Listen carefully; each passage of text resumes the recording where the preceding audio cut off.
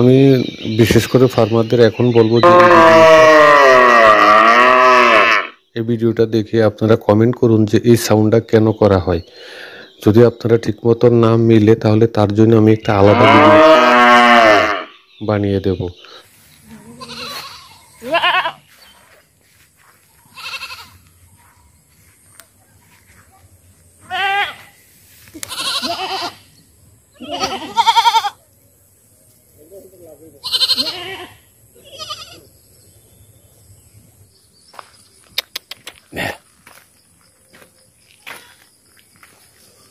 এভাবে গরু রাখা হয়।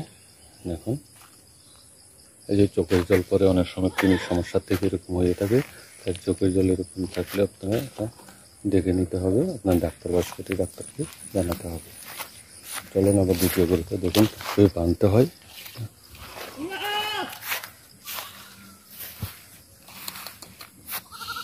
এই গরুটাকে বলা হয় হিপার।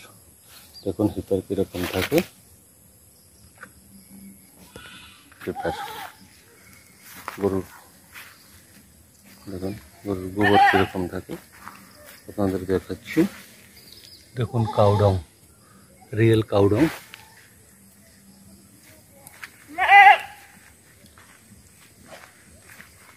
দেখুন কীভাবে গ্রামের মানুষ বিশেষ করে ফার্মিং করে। এটা বুল আছে, মানে যেটা মেল কাউ যাকে বলা হয়, মেল কাউ।